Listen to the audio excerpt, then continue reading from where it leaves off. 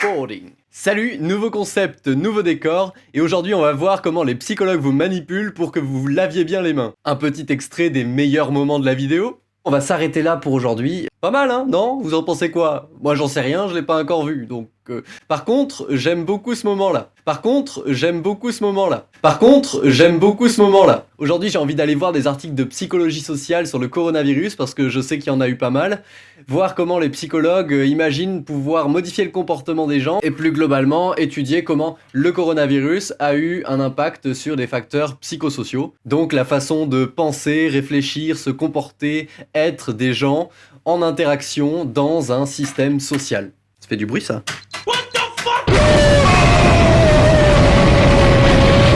Et bah c'est parti, je m'y colle. Moi je vais lire des articles et quand je trouve un truc intéressant, je vous en parle.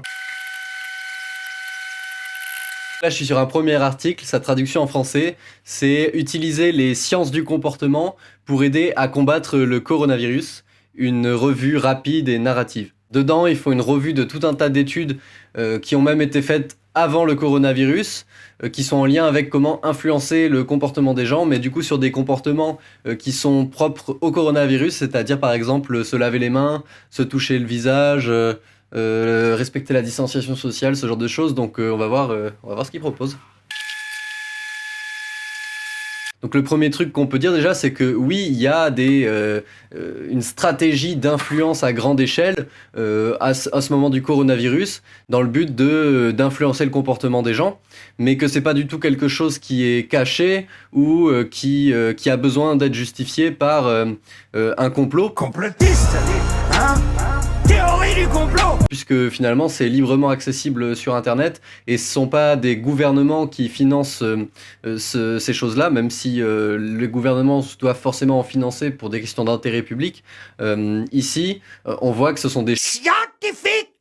Qui prennent l'initiative d'aller recueillir toutes ces données pour qu'ensuite les gouvernements du monde puissent s'en servir pour prendre des bonnes décisions, gouvernements ou autres institutions. On va voir ça tout de suite. Par rapport au fait de se laver les mains, ils profitent de pas mal d'études qui ont pu être faites dans le milieu hospitalier, parce que finalement le gel hydroalcoolique, c'est quelque chose qui est extrêmement courant là-bas. Et donc il y a pas mal d'études qui avaient déjà été faites pour s'assurer que le personnel médical utilise suffisamment ce matériel sanitaire.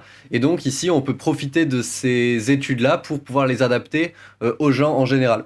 Et du coup, il y a différentes choses qui ressortent.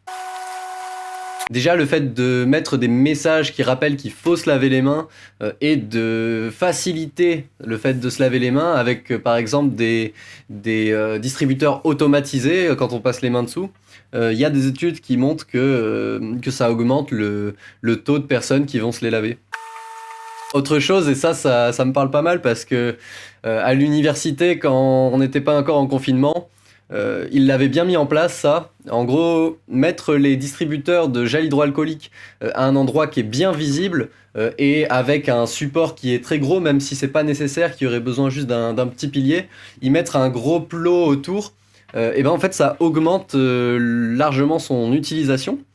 Et nous, par exemple, à l'université, il y avait les plots qui étaient des gros plots comme ça avec le distributeur en haut, qui était disponible à l'entrée des bâtiments. Donc c'était vraiment, on rentrait par la porte, ils étaient devant nous. Et je sais que personnellement, je le faisais très souvent. Et effectivement, peut-être que je l'aurais pas fait si... Bon, c'est pas possible de juger, de faire des plans sur la comète, mais peut-être que je l'aurais pas fait s'il avait été dans le coin tout à droite et que j'avais dû m'y déplacer. Quelle indignité. Ça, c'est marrant. Parce que comme quoi l'idée c'est vraiment d'attirer l'attention des gens sur ce distributeur pour favoriser le fait qu'ils puissent avoir l'idée de je vais l'utiliser. Il y a des choses qui ont été testées comme mettre des lumières clignotantes dessus et apparemment ça marche bien aussi. Donc on nous met des petits joujoux qui clignotent sous les yeux et tout de suite on fait plus attention. Donc vous le saurez si vous voulez plaire à cet homme ou à cette femme, n'hésitez pas à mettre une veste clignotante et il ne pourra pas vous louper. Dans cette vidéo, nous allons parler de ce gilet réfléchissant. Oh, you touch my tra-la-la. My ding-ding-dong. Ah, c'est pas un vrai conseil.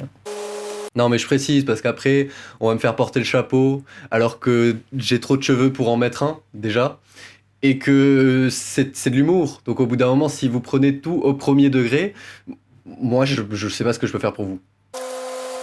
Non, mais parce que là, on va voir des articles, essayer d'avoir un peu d'esprit critique, se poser des questions. Est-ce que vraiment il est injuste de vouloir manipuler le comportement des gens dans une période de crise sanitaire et est-ce que c'est seulement possible? Alors, si vous commencez à croire des baragouinages que je fais toutes les 2 minutes, je sais pas ce que vous faites ici, partez. Mais partez tout de suite. Stop, allez. Je vous fais un petit stop au milieu de cette vidéo pour vous rappeler que j'ai lancé le projet Psychoscope qui s'affiche ici, qui est aussi en description dans les villes, dans les campagnes.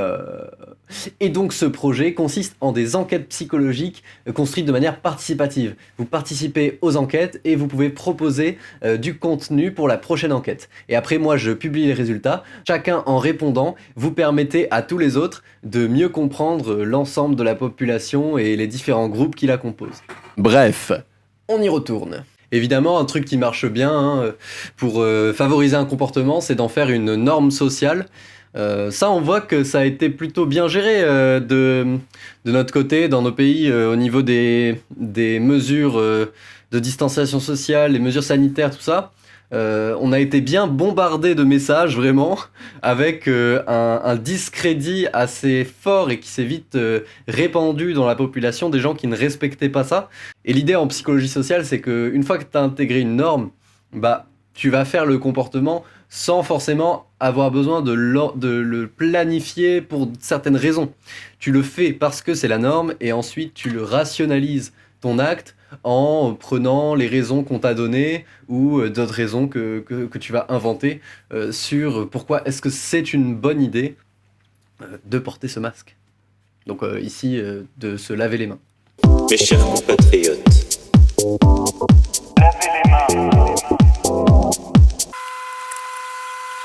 Vous voyez, j'ai déjà touché mon nez, je crois, 3-4 fois depuis le début de cette vidéo. Et c'est marrant, cet article, enfin cette partie de l'article commence par dire, par rapport au fait de se toucher le visage, qu'il y a des études observationnelles, donc on n'agit pas sur le comportement des gens, juste on regarde comment ça se passe, qui disent qu'on se touche entre 10 et 20 fois le visage en moyenne par heure. Et là, on veut demander aux gens de plus se toucher le visage. Bon courage. Start working on not touching your face.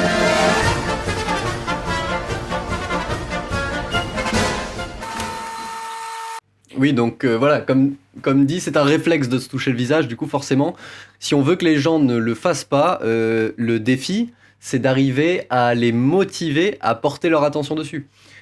Parce que, bon, par exemple, étant personnellement une personne qui se ronge les ongles, je sais que des comportements automatiques, on a beau savoir qu'on les a, voire des fois avoir conscience qu'on le fait, on n'a pas forcément la motivation, à chaque fois qu'on se voit le faire, de se dire stop quoi mec, t'abuses là. C'est bon? Ça t'a pas suffi, un bout d'ongle, tu veux te bouffer la main? Sacrebleu. Il propose quelque chose du coup pour compenser le fait de se toucher le visage qui finalement est quelque chose d'impulsif, mais en plus c'est soulageant quand ça nous chatouille le nez ou quoi. Bah c'est au niveau des bureaux, des ordinateurs, mettre des petits grattoirs en fait personnels pour pouvoir se toucher le visage avec, plutôt que le faire avec les mains. Je trouve ça assez marrant comme suggestion de solution. Et tout de suite, voilà des super solutions que des gens ont trouvées pour ne pas toucher les choses avec leurs mains pendant la crise du coronavirus. Well, that's better. Adhesive tape. And the I love toilets. Des solutions hydroalcooliques, j'ai envie de dire, parce qu'il faut avoir bu pour faire ça.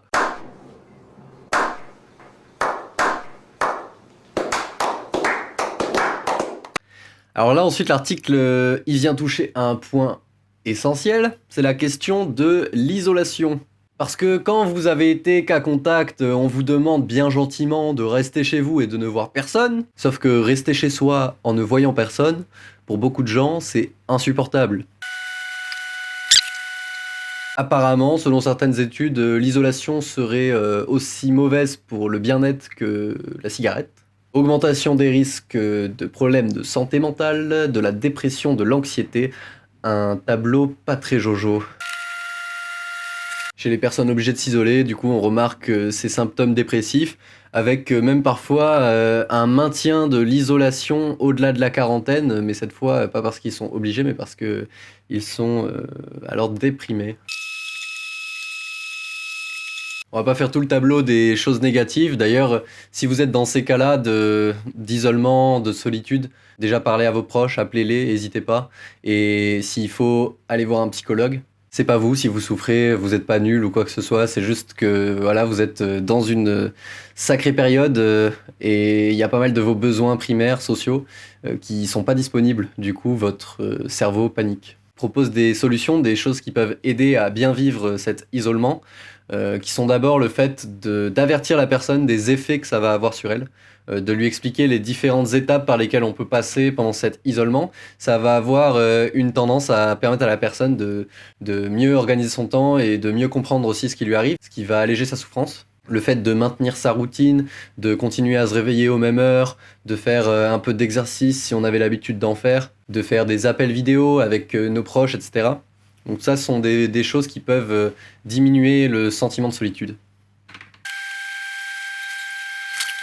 Ouais, du coup la suite ça parle de comment encourager les actions collectives, c'est-à-dire le fait de faire comprendre aux gens que leur comportement c'est pas qu'une question de ce que vous risquez, mais c'est le risque que vous faites prendre aux autres. Particulièrement les jeunes qui sont moins touchés par les cas graves de coronavirus, mais qui, si ils n'adoptent pas les comportements qu'il faut, en fait ils participent à l'épidémie dans son ensemble, et donc à l'apparition de plus de cas graves.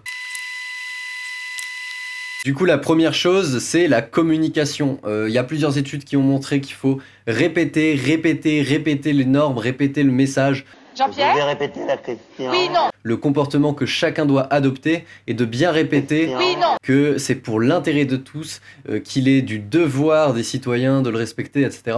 C'est quelque chose qu'on a beaucoup entendu. Et en fait, c'est pas pour rien, c'est parce que ça a démontré une efficacité. Ça a démontré une efficacité sur le comportement des gens. Et aussi, ce qui semble important, c'est de faire passer le message que ce comportement, il est le mieux pour tout le monde. Et non pas que certaines personnes n'ont aucun intérêt personnel à le faire, mais que c'est pour les autres. Donc il faut vraiment essayer de faire entrer dans la tête des gens que c'est pour eux et plus globalement pour tous qui font ça, mais non pas que c'est juste un sacrifice complet. Le meilleur argument, ça semble donc être que l'isolation, c'est le meilleur moyen pour éviter de s'infecter les uns les autres. Du coup, on ne pense pas juste à « ouais, moi je vais pas infecter les autres », mais aussi « les autres ne vont pas m'infecter ». On pourrait avoir un regard dessus en mode « ouais, c'est encore la preuve que les gens sont égoïstes ». D'une certaine manière, c'est effectivement une forme d'égoïsme. Et justement, c'est là que la communication et la psychologie sociale vont pouvoir rentrer en compte. C'est comment est-ce qu'on arrive finalement à faire que tout le monde agisse pour le mieux envers les autres. Peu importe la forme que prend le message, si au final on arrive à maintenir la santé des gens comme il faut et que tout le monde soit content d'agir comme ils veulent, eh ben c'est gagné. Après, un autre facteur que la communication, c'est le sentiment d'appartenance au groupe. Plus les gens sont liés, plus la société est soudée et les gens se sentent appartenir à un tout, plus ils ont des chances d'adopter les comportements, de se sacrifier en quelque sorte pour les autres sans broncher. Ça, j'ai envie de dire, c'est assez intuitif, mais c'est important à relever quand même. Et enfin, dernier facteur qui favorise du coup les comportements de sacrifice de soi pour l'intérêt collectif, c'est la punition. Kevin, tu es vraiment un vilain garçon. Et cette punition, on parle pas forcément de l'amende à 135 €. Ça fait partie des choses. Cette amende, elle a été effectivement posée parce qu'ils ont dû évaluer que la simple communication allait pas avoir assez vite suffisamment d'effets pour ralentir comme ils voulaient l'épidémie. Du coup, ils ont dit, on met une amende, et là, on sait que les gens, même s'ils n'ont pas envie de respecter, au moins ils le feront un peu plus par peur de se prendre l'amende. Mais du coup, ce qui est intéressant, c'est que cette punition, elle n'est pas obligée d'être matérielle, elle peut être sociale. C'est-à-dire le fait d'être désapprouvé par les autres, le fait d'être regardé de travers, justement, le fait d'être perçu comme une mauvaise personne, finalement, parce qu'on ne respecte pas ces normes. Et là, il parle également des achats de panique. Vous savez, la course au PQ. Et du coup, ce qu'ils disent, c'est que, étrangement, il n'y a pas beaucoup d'études sur les achats de panique. Ce qui en ressort principalement, c'est que ces achats de panique, ils semblent influencés par la balance entre le nombre de nouvelles alarmantes qui passent dans les médias et le nombre de conseils donnés pour combattre la maladie. Donc plus cela est déséquilibré, c'est-à-dire plus il va y avoir de nouvelles alarmantes et peu de conseils pour le combattre, et plus les gens vont faire des achats compulsifs de panique. Donc là, il parle encore de communication et plus particulièrement de comment est-ce qu'on appelle aux émotions des gens pour influencer leur comportement. Donc oui, si vous avez remarqué qu'on nous fait peur dans cette période, qu'on joue sur nos émotions pour nous faire adhérer à certaines visions de comment on doit agir, etc. Bien joué, vous avez bien compris le principe de l'appel à la peur. Je le savais. Donc pour rappel, l'appel à la peur, vous avez une petite vidéo qui s'affiche, je sais pas où, sur votre écran ou derrière vous.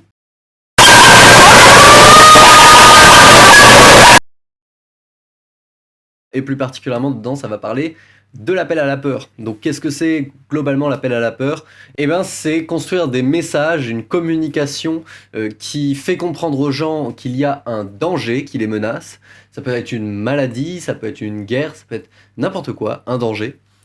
Et d'évaluer comment est-ce que cette peur peut avoir un effet bénéfique ou négatif sur leur comportement. Et en gros, ce qui ressort, c'est que la peur est bénéfique à condition que les personnes aient un sentiment d'efficacité personnelle, qu'ils aient le sentiment de pouvoir agir pour dépasser le danger. Et donc ça va être particulièrement influencé par justement les bons conseils qu'on leur donne. Si on leur fait trop peur par rapport à la qualité des conseils qu'on leur donne, c'est-à-dire qu'ils ont peur et ils n'ont pas le sentiment que les conseils donnés puissent vraiment les aider, ils vont assez peu changer leur comportement, ils vont même plutôt ignorer ce qu'on leur dit. Apparemment, il y aurait des appels à d'autres émotions que la peur, particulièrement dans ce genre de cas-là, l'appel à l'empathie. Comme on l'a vu tout à l'heure, il y a un enjeu qui est global, tout le monde est en danger, et du coup, appeler à protéger ses proches, sa famille, mais vous ne voulez pas donner le coronavirus à votre grande maman, vous ne voulez pas voir des enfants mourir. Donc ça fait plutôt appel à l'empathie des gens. Je sais ce que vous vous dites. C'est quand même un sacré délire, tout ça. On est en train de parler de gens qui regardent comme ça de loin et qui disent « Oui, alors, faites un peu pleurer les gens, faites-leur un peu peur, stimulez un peu leur empathie, dites-leur que quelques enfants vont mourir, et puis normalement, ils devraient bien se comporter. » Et oui, je comprends que ça puisse choquer, parce qu'effectivement, il s'agit de manipulation. On nous manipule, on organise une dictature chez nous. Mais la question qui vient, encore une fois, c'est est-ce que la finalité de cette manipulation, c'est-à-dire le bien commun, la santé de tous, si vous considérez qu'il y a bel et bien actuellement un virus en circulation qui s'appelle le coronavirus, on est déjà à 100 000 selon les chiffres officiels.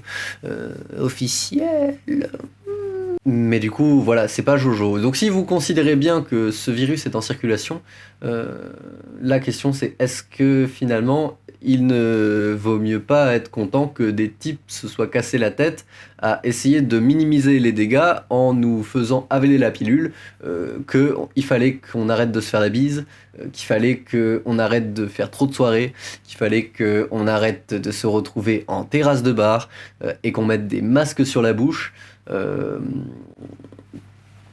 Voilà, je vous donne pas de réponse, je vous laisse juger par vous-même. Alors on va dire oui, il faut pas catégoriser les gens, tout ça. Sauf que dans la communication, étant donné que les gens se catégorisent de base et s'attribuent des stéréotypes et en attribuent aux autres, eh ben on catégorise parce que ça marche vachement bien. Donc par exemple ici, il y a plusieurs études qui montrent que si on fait un message de prévention et que dedans on montre une personne qui correspond à notre groupe d'appartenance, par exemple, on parle d'une étude campagne de prévention pour le VIH, et dans la campagne c'est une femme, et ben pour cette campagne-là, elle a eu plus d'impact sur les femmes que sur les hommes, parce que les femmes étaient représentées dedans. Donc si vous voulez communiquer à propos d'un danger à des gens et qu'ils s'identifient à ce danger, le mieux c'est de représenter leurs stéréotypes dans cette pub.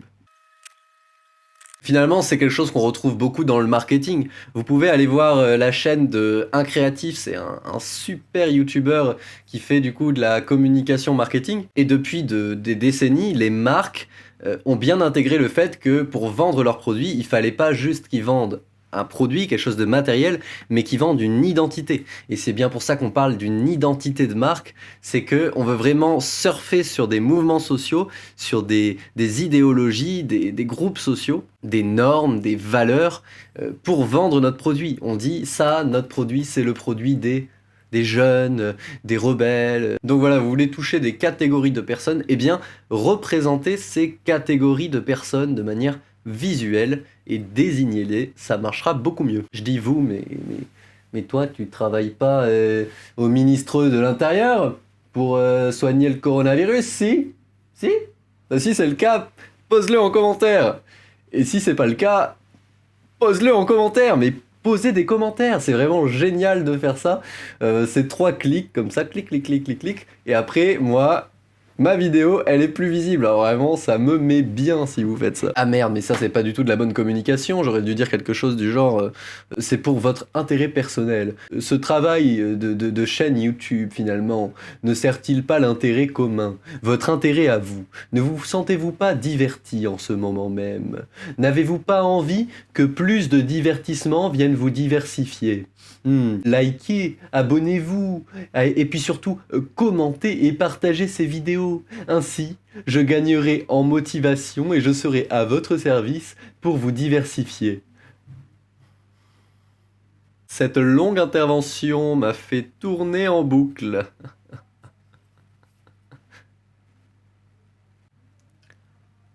Aïe! Alerte au complot! Voyons ce que dit le Centre pour le contrôle et la prévention des maladies de l'Agence fédérale des États-Unis. Il nous donne différentes recommandations, ou plutôt il donne au gouvernement différentes recommandations dans le cas de crise sanitaire. La première, soyez le premier. Prodiguez l'information aussi vite que possible, ou si cela n'est pas possible, expliquez comment vous travaillez pour la rendre disponible et quand est-ce qu'elle le sera. Soyez juste, dites aux gens ce que vous savez et quand vous le savez. Dites-leur aussi ce que vous ne savez pas et si vous allez le savoir plus tard.